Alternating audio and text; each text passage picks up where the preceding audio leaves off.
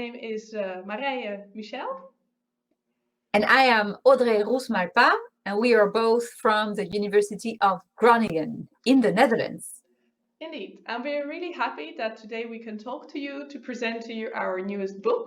It's called Usage-Based Dynamics in Second Language Development. That just came out, I think, end of July, 1st of August, something like that, in the middle of summer holidays. And we just wanted to take an opportunity to talk to you about this publication, like we would have done actually in August 10th to 15th. That's when we are also organizing, or were organizing, the ILA World Conference of Applied Linguistics here at Groningen University. And we all know that due to COVID-19, we had to postpone the conference until next year. But this book would have been presented there. So we now take an opportunity to do this in a video message for you. Yes, and we are very proud of this book because it offers a wide variety of usage-based work with diverse target languages. I tried to watch here how many, but it's about English, about French, about German, Russian, for example. And it's showing different aspects of the language learning field. You can think of very conceptual ideas to methodological issues or examples or of classroom implementation. All of this is discussed in this book. Indeed. And with just thought maybe we give you a little heads up on the different chapters in here. So to start with, we have a first paper by Teresa Cadierna, who speaks about thinking for speaking in a second language. And what is really interesting about that chapter is that she talks about how the conceptual idea of thinking for speaking can be turned into a classroom-based implementation. So it's really hands-on actually, also to give some examples on it. The second chapter is by Akira Murakami, who takes much more methodological approach when he discusses how what kind of sample size is required to identify L2 development in complexity and accuracy in longitudinal data. So this will be a guide, I think, for many of us in the future on how to treat those kind of questions. The third chapter is by Bram Bulté and Alex Housen from Brussels, and they come up with a DUB-inspired case study of multidimensional L2 complexity development. Some of you might be familiar with their papers on complexity development, and this is yet another, I think, very valuable contribution to that line of research. And the next three chapters have very interesting methodological insights when you look at dynamic system theory. So there is a chapter from Hongyang Peng, Sake Jager, Stephen Thorne, and Wander Lowie. And they take a very person-centered approach to analyze the data. And the title of their chapter is A Holistic Person-Centered Approach to Mobile Assisted Language Learning. In chapter 5, Søren Eskildsen also has a case study called Creativity and Routinization in L2 English.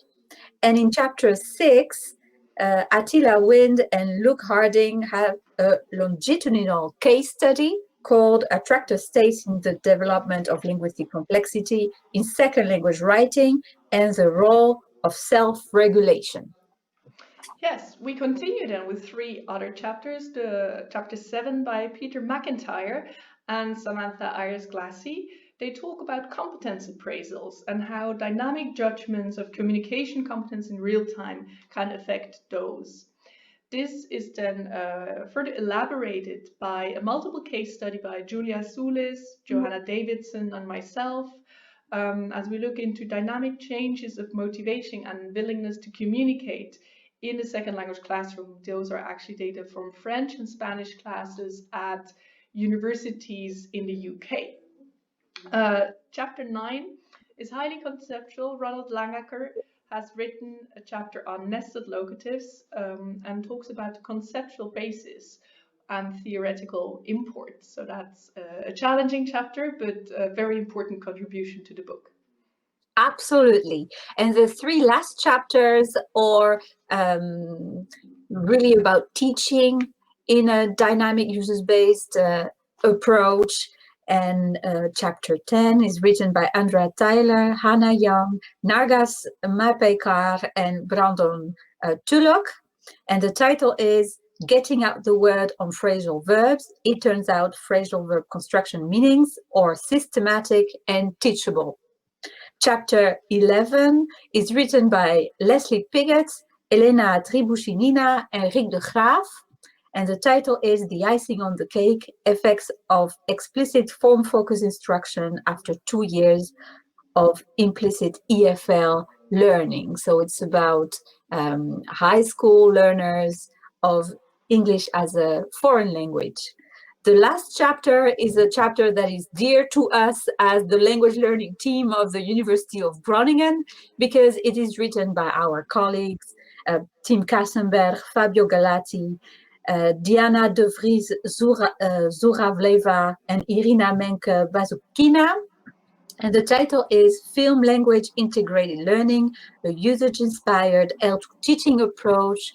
And in this chapter, you will read about the implementation of the ideas of FLIL at the University of Groningen, and you will read what our students think of it, what the results are.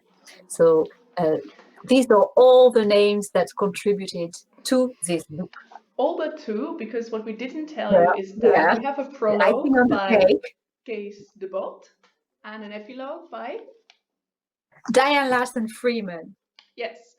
And those of you who know a little bit of Groningen and about the important research on second language acquisition that comes from here know that it is world known for dynamic system theory in second language acquisition and usage-based approaches.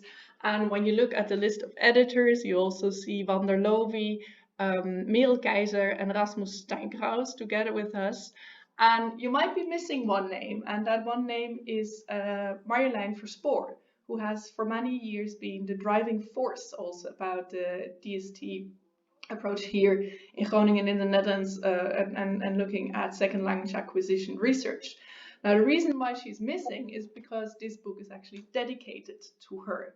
Marjolein retired very recently, and we are super proud that we got together all the people that have been important for her as an inspiration, but also the people that she inspired to go into research and look into second language development, looking at the dynamics of learning and the longitudinal effects of language learning. So we have here the people that are very strong at the conceptual basis, who've really contributed in many senior important ways to this, but we also have young researchers that just finished their PhD and also classroom teachers that use Marjolein's inspiration for their own teaching in the classroom. And they're all in this book. Exactly. So this is the end of our vlog. And I wanted to add just one more thing before we finish. I said we would have presented it this year at the ILA conference, but we hope that next year we'll have ILA 2021 here in Groningen. Multilingual Matters is one of our premier sponsors, so we really look forward to welcoming you there and hope that we can share with you all the great stuff that comes out of applied linguistics. Thank you for your attention and hope to see you. Bye.